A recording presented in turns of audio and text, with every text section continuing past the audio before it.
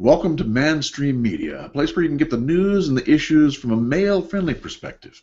And tonight we've got with us Paul Elam from Houston. Paul, how you doing? I am doing fine as can be. Happy to be in Houston this time of year, folks. Indeed. And I'm Tom Golden, coming from outside of Washington, D.C., and we're going to talk about the issue of the media tonight and kind of the shift of what's been happening with the media over the last, 2 or 3 years, maybe, Paul? What do you say? I'd say we were talking a little bit about this before we started tonight, and I agreed with what you said. I think it started pretty much for the most part in around the end of 2012, during 2013, when we started seeing a lot of opposition to the feminist narrative in comments on major mainstream websites that were publishing standard misandric, fair, and pro-feminist, and this is how women are slighted, and that's how women are slighted.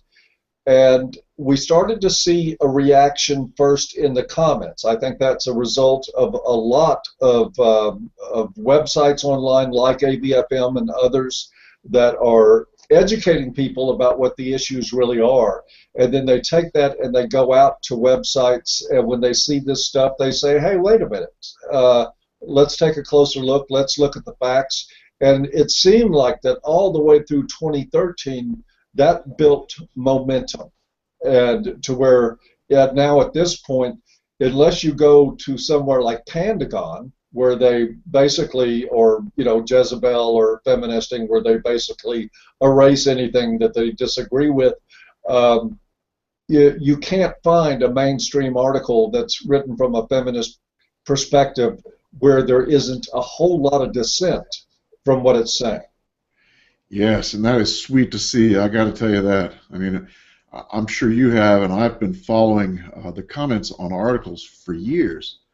And 10 years ago, 15 years ago, almost 20 years ago, it was, you'd have one MHRA who was saying something, and 20, 30, 40 people who were telling him he was crazy. And slowly that's evolved, but I think in about 2012 something hit. Who knows what it was? It was like the time was ripe or something, and suddenly you started seeing people answering articles about feminism with these completely right-on ways of looking at things, and it's like, who's that? It used to be when you'd comment on an article, you'd say, oh yeah, there's so-and-so, he's saying the same thing I am. It was like 1, 2, 3 guys. Now it's like these people are coming out of the woodwork. I've never heard of most of these people, and they're saying really important things. So, man, what a shift. That's a huge shift.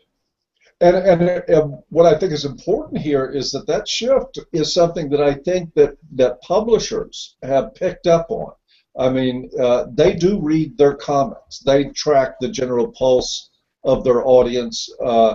And the fact is now is that anti-feminists are outweighing feminists by far in all these articles in terms of the responses. You see lots and lots, and like I said, like you said, when it first started out, I mean, I would see so-and-so from ABFM make a comment, or somebody else I knew from another website, but I knew all of them. Now I don't know hardly any of them. They're just people, men and women from all walks in life, coming out saying this is bullshit, and they're calling it straight out. I think publishers have noticed that, because what we started seeing last year in earnest, it was happening a little bit before in 2013, but in 2014 we started seeing people like James Taranto over at the Wall Street Journal and others come out with articles that they could have come right off the pages of ABFM. They were absolutely brutally analyzing the corrupt aspects of feminism, and the numbers of those articles are growing. We see it in Mail Online. We see it in less prominent but still very, very heavily traveled websites like Thought Catalog and Breitbart that used to always frame things in terms of left versus right. They would take feminist excesses and describe them as excesses from the left. Now they're actually using the F word. They're coming out and saying feminism this, feminism that, and pointing at things like VAWA and pointing at things like false rape statistics, the 1 in 5 canard, that's still being trotted around, but it's actually resulted, I forget what her name was, but there was a senator, I believe it was, in the Northeast that actually removed that 1 in 5 nonsense from their website. Now, I'm not saying we're going to pop the cork on the champagne on that, but this is the power of what happens in the media, and the media is finally changing. It's finally starting to call these people out on what they're doing, on what their real records are, and no better example of late than our old dear friend Amanda Marcotte. Skewered she was. Just skewered, and not just a Daily Caller. By the way, folks, there's a couple of links in the low bar to this. If you haven't had the pleasure yet of reading the Daily Caller article entitled Amanda Marcotte, the David Duke of Feminism, well, if a title could tell you something, there's a hint there about what the body of the article is actually saying. But he basically sends a skewer up her rectum till it comes out of her mouth and then turns her over a roasting pit for a good 20-minute read. You'll love it. There's another article there that we have linked to from National Review. And this is also about Amanda Marcotte and the fact that she is incensed because Indiana is passing a law making it illegal for children, for the parents of physically handicapped or malformed babies with birth defects, to just decide to kill them, take them off life support or whatever, going into their lives. And of course, Marcotte is incensed about that because, of course, her view, being the Nazi that she is that anybody who is defective does not have a life worth living. And that is, I mean, and she says it, and you can read it yourself. The quotes are there from her. They're absolutely disgusting. Absolutely disgusting.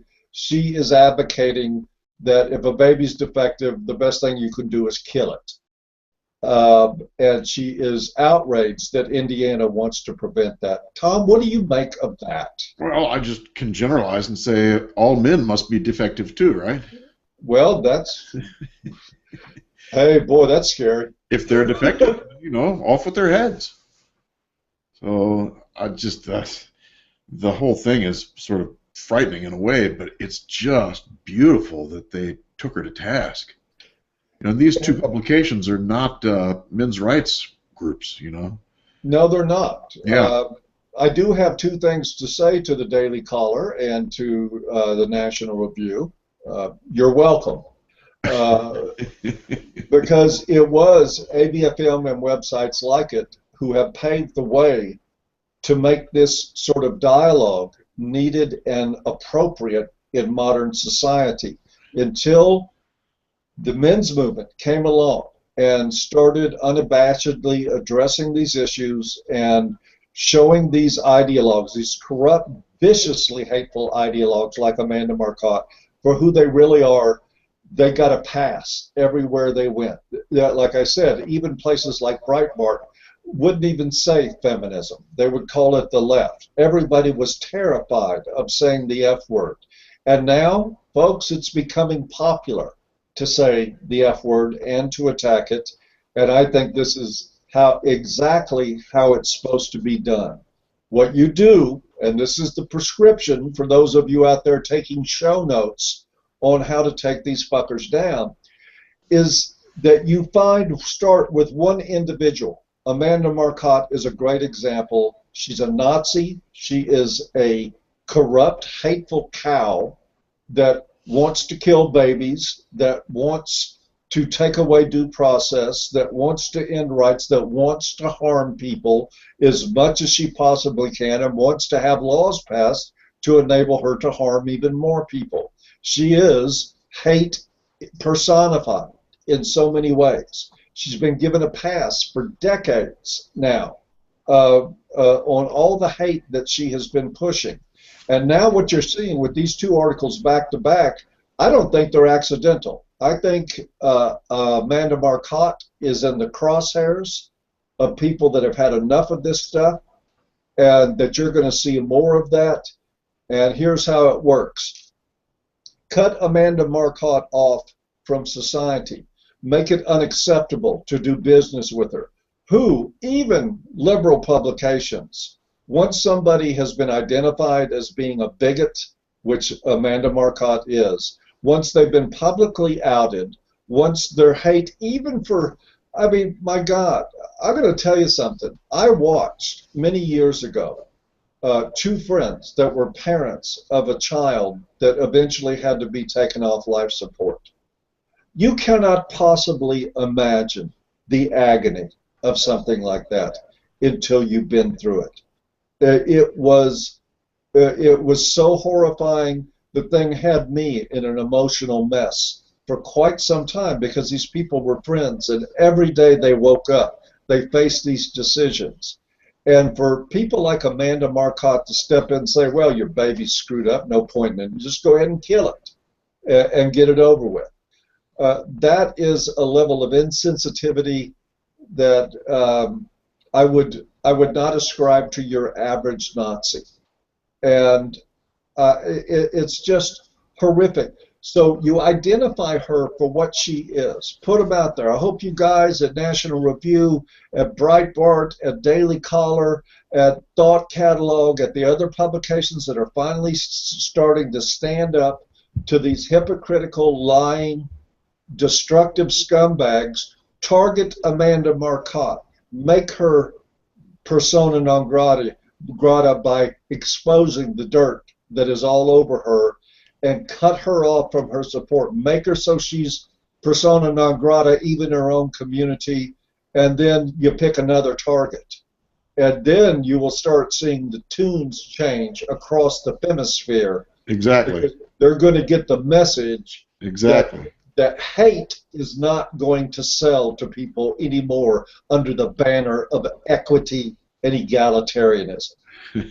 Yeah, you know, the thing that obviously will happen is that other feminists will have a good look at what's happening to Marcotte, and they'll say, maybe I need to shift my way of addressing things, you know?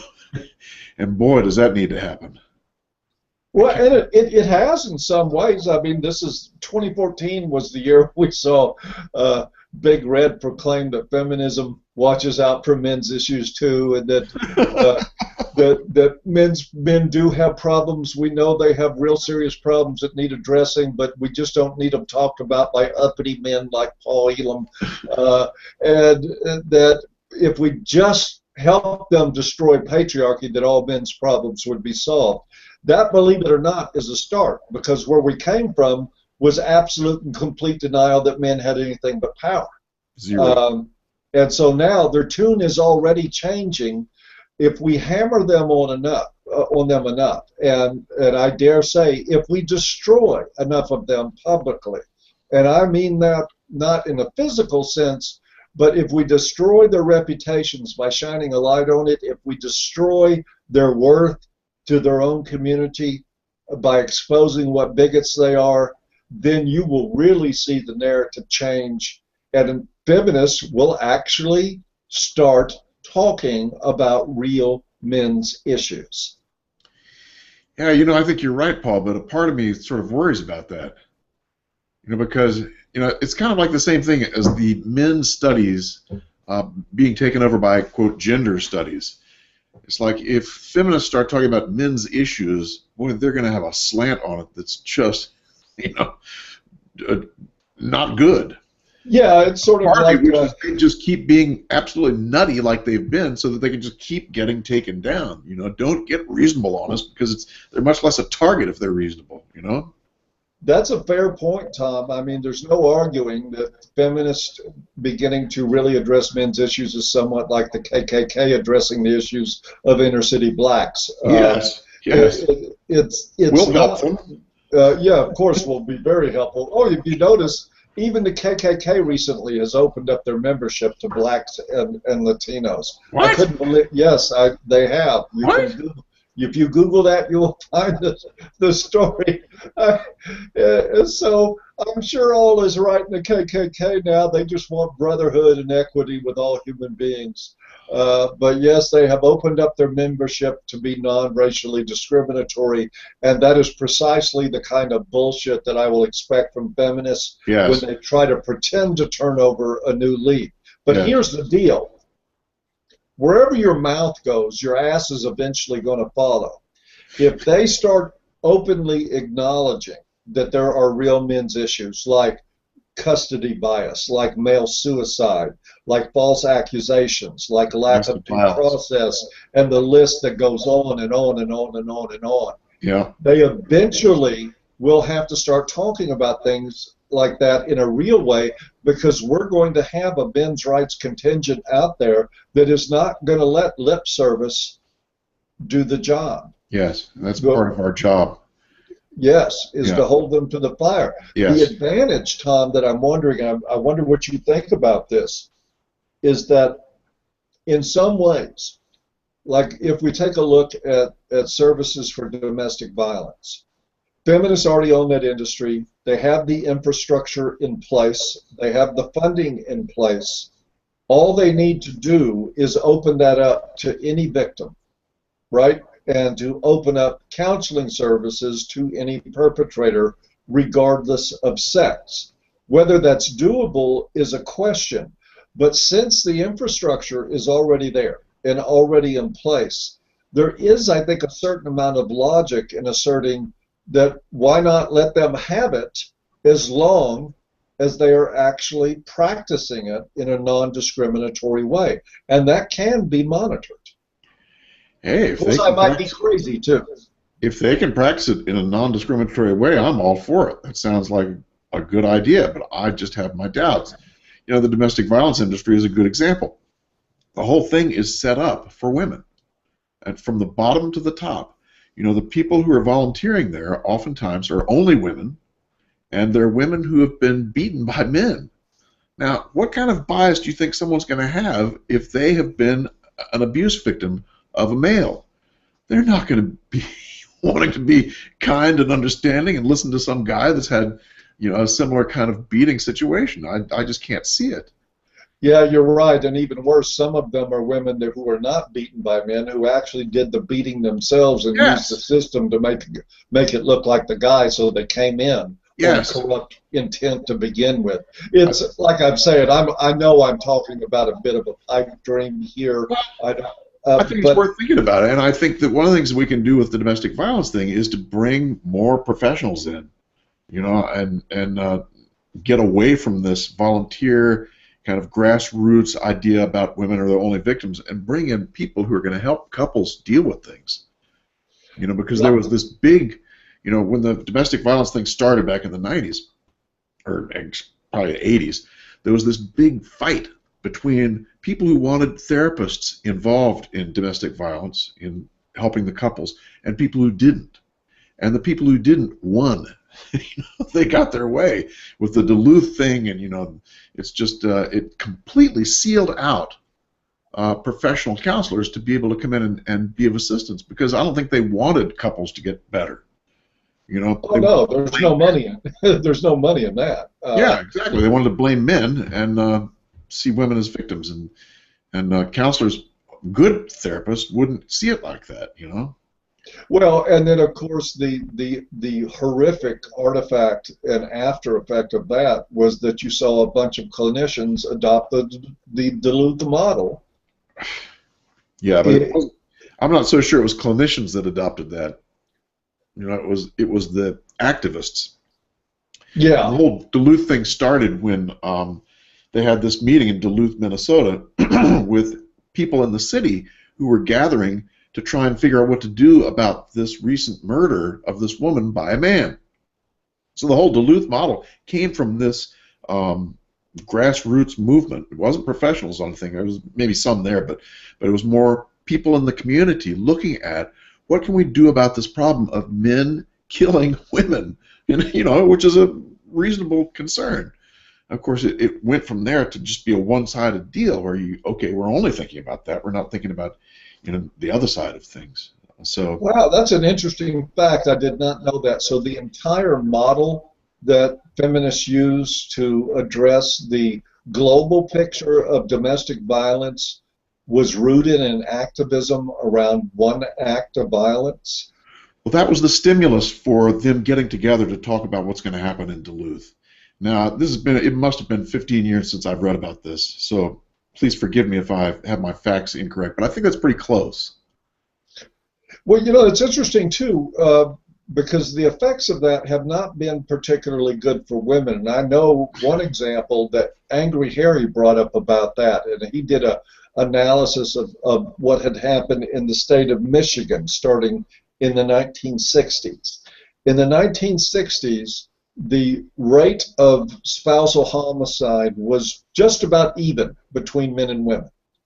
There was just about as many women killing their husbands as there was killing their wives. And they undertook initiatives to build battered women's shelters. Of course, they only saw the woman victims, right? Right. What happened as a result of that was that in the end, less husbands were killed and more wives were killed. You know why? Because they built a place for women to go before they resorted to killing their husbands. Yes. They basically took care of the potential murderers. Yes, they took care of the potential murderers, and instead of building refuges for men, so they would have to place to go to escape abuse and not let it escalate into something lethal, they left them stuck at home where, lo and behold, the murder rate did not change. So and the irony is that now all they have to do to help women is to help men. If they help men and put them in a safe place, they're going to save these women who get murdered, So, but less dead women means less money for these programs. So we can't. I'm sorry, it's true. Oh, sad though. It's so sad. What you're saying is correct. I mean, that's the mentality that they've. Ugh. Yeah, it's Ouch. disgusting. But domestic violence still has not gotten to the media yet. I mean, the facts about what's going on with that still hasn't reached the boiling point as far as the media. I don't remember seeing any articles that have really called them out quite yet. Not yet. Well, Christina Hoff Sommers did one, I think it was 3 years ago in USA Today. Yes. Where she challenged what Eric Holder had put up on the .gov site, right. the Department of Justice site, pointing out to him this trivial little detail that lying to everybody probably wasn't going to help a problem. That information that Holder placed up there is still there. There was just absolutely no impact from it. So Summers did her best to give it a shot. Yes. But I think it's a good sign, though, because the focal point now on the change of heart in many mainstream journalists is focusing around rape and the false statistics on that. And if you can go after rape, you can go after domestic violence. So I've got to think it's only a matter of time before they start hitting that too. Yes, I think you're right. I think it's easier actually to deal with the domestic violence piece than it is to deal with the rape thing. So you're right. If they can go after the rape, we're in good shape. So we'll see. We'll see. We'll see what we see, but I think the encouraging thing is that we finally have a media apparatus that is making room for counter theories and different perspectives about these matters that it was never allowed to happen before. I know that when we started A Voice for Men, that to go out and make a comment on for instance, the wage gap, and to point out that even in the AAUW study, the Holy of Holies for Feminists that came out in 2007, that ironically, if you get past the executive summary, you find out there is no wage gap. And pointing that out to people, that if you go in and look at it, they even found, like in engineering, that first-year graduates of engineering schools, that women got salaries averaging $500 a year more than what men got. which the AAUW said, hurrah, finally we have some gender parity here. And I'm like, wait a minute, it sounds like a wage gap to me. If Yeah, it's just the other direction. And so a wage gap that favors women is parity, and a wage gap that favors men is sexual discrimination and needs to be abolished. But, yes, that's the template. You got it, Paul. well, one thing's for sure, they're not going to run out of things to write about. And we just got to keep doing our jobs, because I think much in the same way that Rush Limbaugh claims to be the show notes for other radio shows, AVFM is the show notes for the mainstream media. Yes. I had a conversation last night with a guy who writes for The Atlantic. He's also an editor for the New York Times. And then right after that, I was on the phone for quite some time with a fact checker, which is interesting, for GQ magazine about their issue that's coming out on the ABFM conference in March. And I pointed out to him the irony of the fact that since we've been written about by everybody from the Washington Post to Time magazine to CNN, you name it, all across the board, people have had plenty to say about a voice for men. The GQ guy was the first fact checker that had ever contacted me out of all that journalism. Damn. Maybe I'm not getting too hopeful, but it might be that there's going to be a decent article coming out at the end of February. It's the March issue, which will be on the stands at the end of February, that there might be actually a decent article that comes out on the men's movement out of GQ. We'll see. I mean, we always expect it.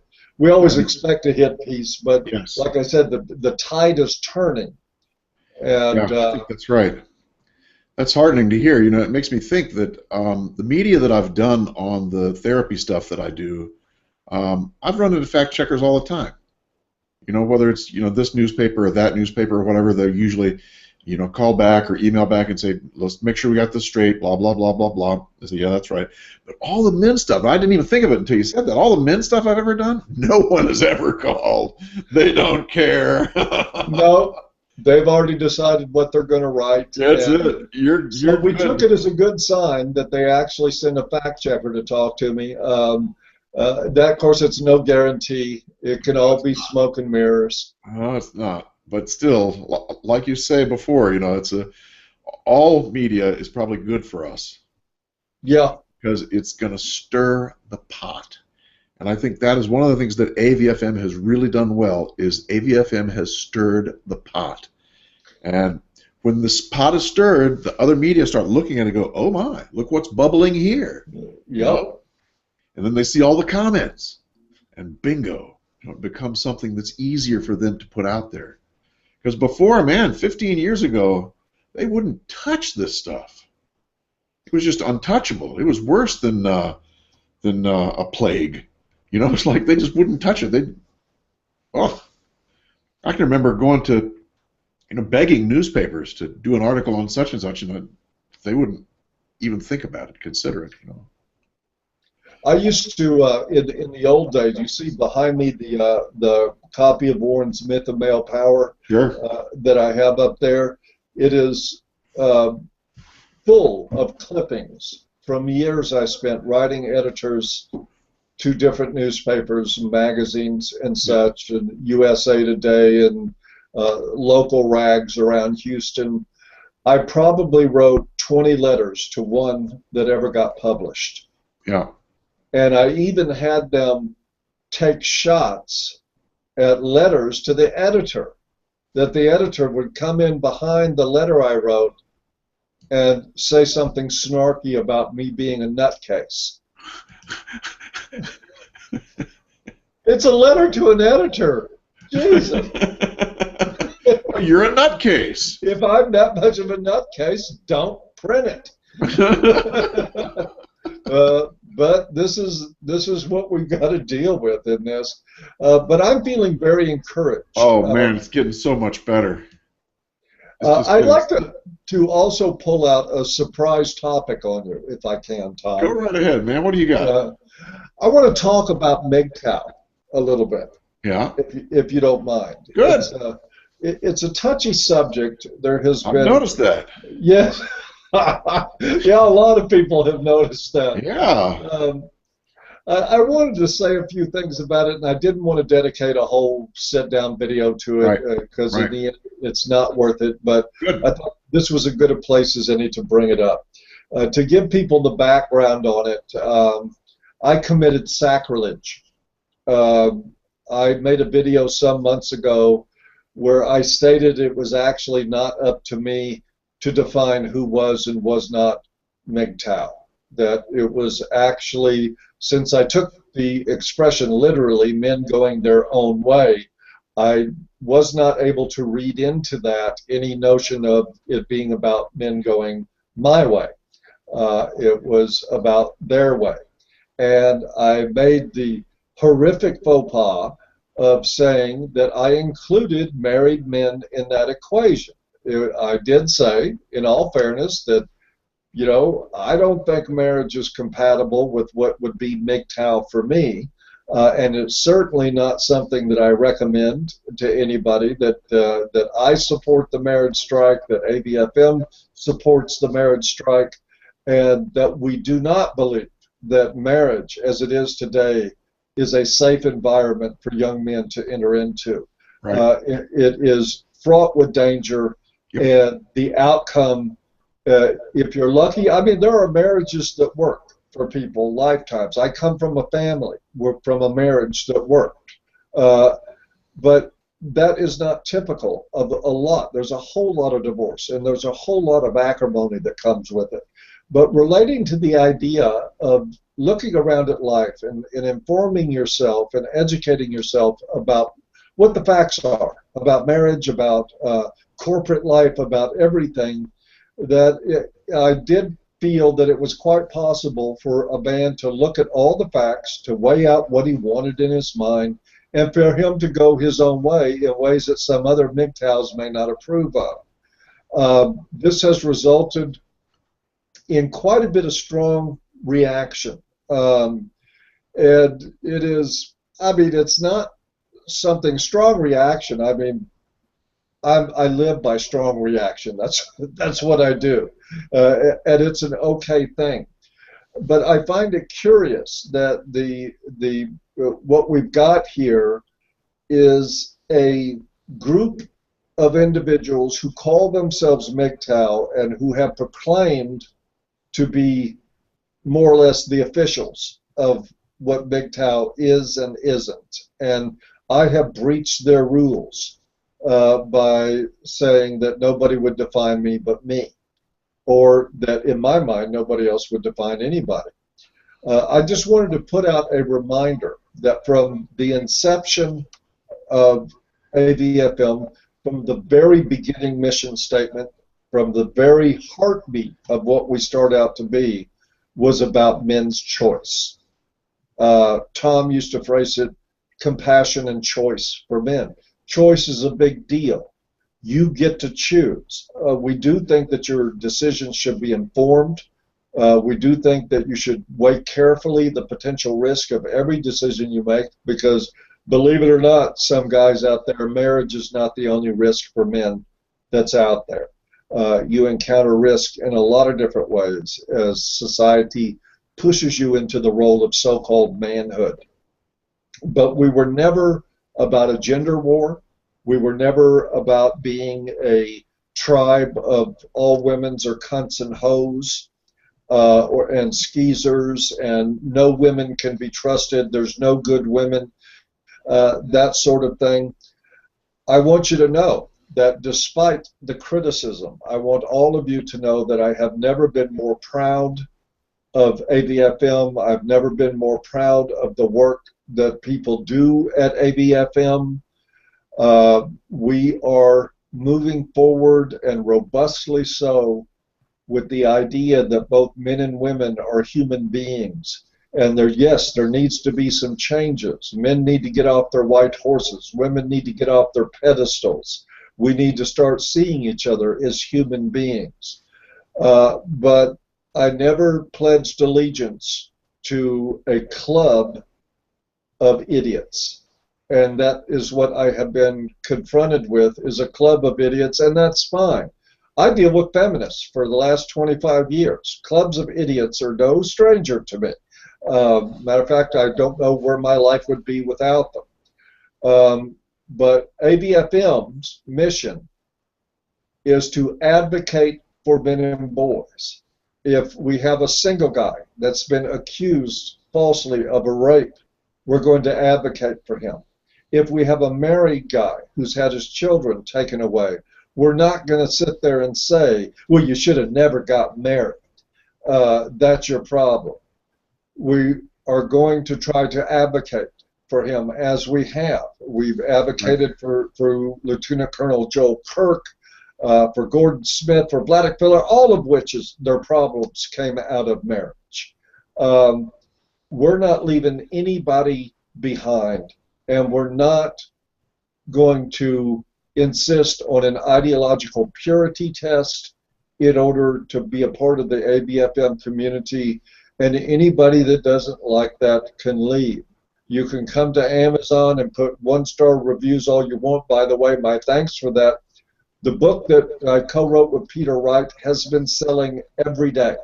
We do not have a single day for the first 2 weeks with 0 sales. We have done quite well. And the way it works is that when you have a whole bunch of one-star reviews, which, come on guys, bring some more, a lot more of them. When you have a whole bunch of one-star reviews by a bunch of guys that are bragging about the fact that they didn't read the book, that they're just there to give a one-star review, and then you notice by every verified purchase of the book that it's a 5-star review, that says a whole lot to audiences who read the reviews before deciding to purchase a book. I think it's helping tremendously. I've noticed that the one-star brigade has slowed down a little bit recently, so I wanted to send out a brief fuck you to you guys, hopefully maybe inspire you to go in and do a few more one-star reviews, because honestly, we can use the sales. But right now, ABFM is right where it's supposed to be. We had one more thing about this, and then I'll shut up. When ABFM reached out to women, we had people lose their fucking minds, saying, I'm out of here. You're going to let women talk to men's issues, blah, blah. Well, yeah, we sure the fuck are, and it's worked very well. And so we lost some of the dead weight in that process when we reached out to gay men and said that you're a part of our community if you want to be, that we see you as men, not gay men, but we see you as men, and you're welcome in our community. When we reached out to people who had a variety of different values and said, you don't need to pass a religious, ideological, any sort of lifestyle test to belong. What you have to have is a vested interest in correcting issues that are facing men and boys, then you're welcome. We had even more people freak out over that because we were apolitical. Every time this happens, folks, we have what you get a little dip in traffic, and then it climbs back up. And by the way, folks, eat your heart out. Go look at our Alexa right now where that graph is. It's higher than it's been in 8 months. We did what the model does all the time. We drop off a little dead weight. We drop off the people that we don't need. People can burn our fucking shirts, do whatever they want to do. But then what we're going to do is end up with a productive, intelligent, open-minded community that is willing to work at addressing these issues instead of sitting around on the internet doing this about how much they hate women. There now. I've had my say. You've had your say. You know, it reminded me, Paul, that I've heard that Amazon actually will push your book harder the more reviews you get. So those one-star reviews are actually, you know, if you can get 30, 40 more, they're going to push it even harder because they'll push books that have more and more reviews. I mean, if you look at all the self-publishing sites, everyone's talking about how can I get more reviews? How can I get more reviews? Maybe you found the answer to that. You know. Well, we're coming out with another book soon. As a matter of fact, we're coming out with several as we develop what's going to be known as Zeta Press.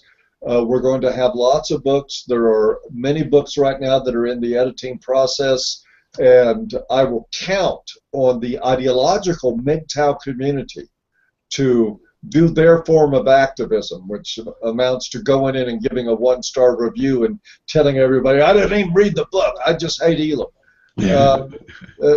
That's gold for us. So please keep it up. Like I said, you've slowed down a little bit. I don't know if you ran out of troops or if maybe Razorblade Candy needs to put out another video urging people to go in and do the 1 star.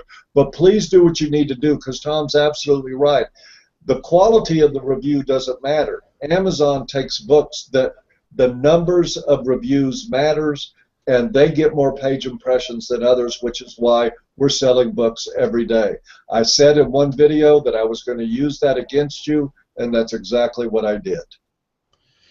Yeah, that's probably true. But I do like the way AVFM has kind of gone along the way and become more and more inclusive. You know, inclusive of women, inclusive of gays, and whatever. I mean, I think that says something about where you're at and what you're doing. And when you do that, you're going to lose people along the way. You know, and I think that's exactly what feminism never did. You know, nope. Feminism did not do that. They didn't clean shit. They didn't clean up the mess. And what happened was those who were the most lunatic, the most out of their brains, became the leaders. And everyone was afraid to say anything. Oh, I can't question that. So really, the dialogue that's going on now, in some ways, is good, because it says, you know, we can question each other. And they can dislike what you're doing, and they'll tell you so. And you know what? That's okay. Let them speak up. I feel for these guys. I mean, they are hurt men, and they're men who have been crushed by the system and crushed by marriage. And you know, we need to honor them. We need to love them for who they are and listen to them. But we need to keep going in the direction we need to go. You know? I couldn't agree with that more, and I was remiss in not including that. I don't view these men as bad. Right. These men are a symptom of the sick fucking society that is anti-male that we have produced. They are victims of a society that has ruined them, that has stolen everything they own. Absolutely. Broken them to pieces. I understand that. I do. I also understand that people can be too broken to be of help. The best we can do is to be of help to them, and we are of help to them should they choose to accept it. We support MGTOW philosophy 100%. Yes. That book is all about supporting MGTOW philosophy. And it's a very good book, by the way. Thank you. I think it's great. Peter Wright is he's one of my heroes. He's pulled some information about gynocentrism that opened my eyes, and I've been reading about this stuff for a long time. He really is. I love him dearly, and you too. I mean, you do a good job with the book too. Well, but I think Peter's done a good bulk of the writing, did he not? He did. I would say 80% of it. Yeah, I wrote a couple of chapters and did some editing. I wrote the opening chapter to the book, but which to me is bizarre. I mean, you know, why attack you if he did most of the writing? Well, why attack anybody with that much vitriol for simply disagreeing with you? I mean, that's a product of ideology. That's how, you know, an ideologue, all you got to do is a little scratch on the surface and things go ballistic, the same way they do with feminists. Yeah. But we do have to remember that these guys are the walking wounded in our society. Exactly. And they got there honestly. And they deserve our respect and our love, you know? They've been crushed by a system that didn't give a shit about men. And so I love them for that. I love them for that, too. And they can say whatever they want about AVFM, and that's fine. That's fine with me. Speak up, gentlemen. It's okay. But know that you're loved anyway. You know, we love you even though you have a different viewpoint. You know? That's okay. That's all right. I'm totally cool with it, and I'm totally cool with the idea that of going with the pathology, which is what expression I'm sure that Tom has heard many times before, is that sometimes you have to yield to a kind of sickness in order to get to a better place, because there's only so much people can swallow at one Oh, time. man. But I do want these guys to know that ABFM is there for them Yeah. at any point, that they are welcome to come there and comment. They are welcome to come there and disagree. They're not welcome to come there and uh, Create hurl trouble. insults Yeah. and troll and Yeah. derail. But that applies to everybody. That's not just to them. That applies to feminists and anybody else that comes to the site. But Yes. if they want to be a part of changing the dialogue, if they think we're wrong for some reason and they want to make an articulated argument about that, I will publish their articles at AVFM. I don't have any issue with that. Yeah. Good. But what we're not going to do ever is veer from the track that gender ideology is evil. That is a core belief that we run by, that ideologies about what men and women are supposed to be or what they have to be are a source of pain and a Yes. source of restriction and abuse in people's lives. Yes. And we want men to have the freedom to go their own way, to get married if they want to. I don't have to recommend marriage, but I'm not going to sit here and say, look at that fucking idiot, he got married. Maybe he's just a guy in love. Maybe he found a good woman. Running your life on the premise that there's no such thing as a good woman, to me, is a form of insanity. There are good women in the world.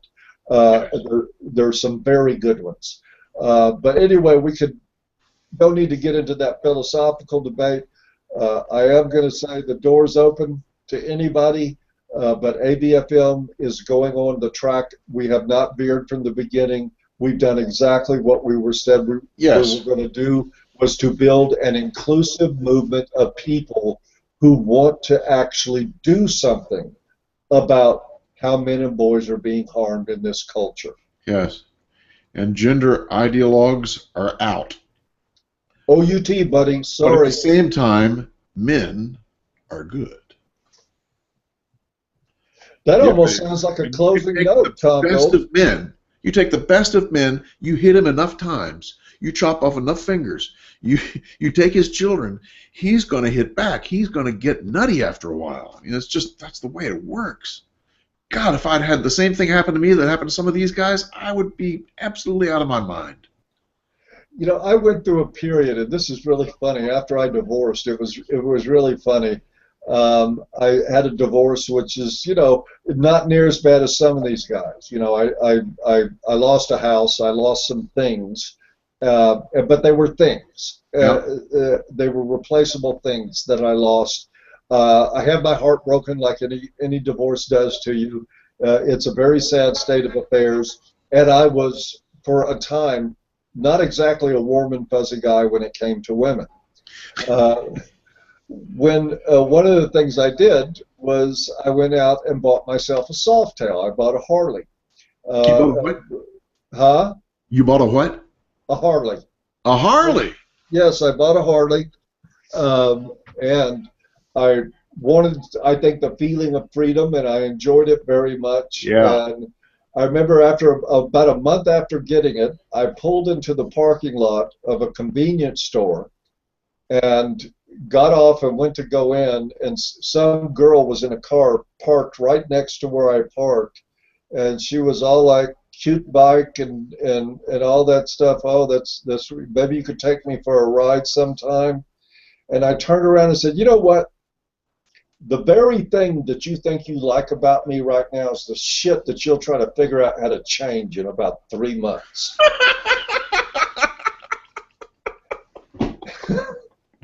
So, Give it the truth. why don't we just skip everything in between, and I'll go in the fucking store and do what I came here for. I thought you were going to say something else.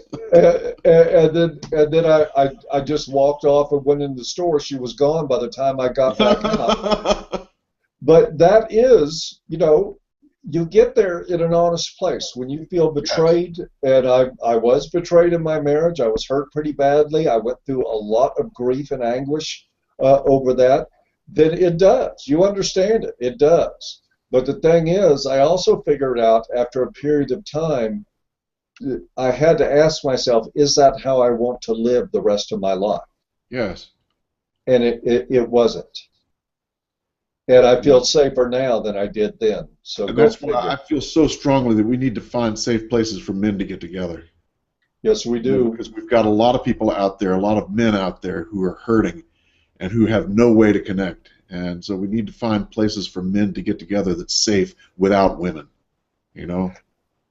And that is a good note to close on, because we can announce our radio producer, radio operations for ABFM are going to be changing to Google Hangouts. They're going to become a totally different format. We're going to have all the ABFM radio shows on Google Hangouts, so you'll get to see the people involved. But apparently, and I just heard about this today, I don't have all the details on it, there is a new plugin available for Hangouts that allows a call queue for people to call into programs. And so we're going to be installing that, and we will be able to take callers in our programs. Hopefully we'll have that up and running within a week. That's the goal. So we can hopefully add a little more interactivity to this, instead of just me and Tom, or me and Tom and Warren talking, or what I do with Dean or Dr. T. We'll be able to invite people in to become a part of the conversation with us, and I'm pretty excited about that. Yeah, sounds good to me. Sounds like fun. It should be. Yeah, man. Anything else, Tom, before we say sayonara? I feel like we went and did it. We done went and did it. Folks, Yeah. you have yourselves a great day. We will see you next week. Are we going to be here next week, Tom? Yeah, we're going to be here. Warren's going to be here. We're going to talk about, oh gosh, what was we said we were going to talk about? How embarrassing. It's going to be something interesting. Well, you know what they say, memory's the second thing to go. Is it the male birth control pill? Was that it? Yes, it is. It is male birth control / male reproductive rights, which is a hugely important topic. And a lot has happened recently. There's a lot going on, and we're going to have, Warren's going to, he knows quite a bit, and it's going to be an interesting show. We're going to have a good time. And so in other words, guys, very soon, you don't want to pay child support? You don't have to. Yeah. Indeed. All right, guys. Everybody. So Paul, tell me something. Is there any I in MANstream? No. Can't say there is. Good? There is no I in MANstream. Men are good, and let's rock on and make 2015 a year that feminists look back on as somewhat of an epitaph. Yeah. As the end of the road, baby. Let's do it. Okay, Alrighty. guys. Good night, everybody.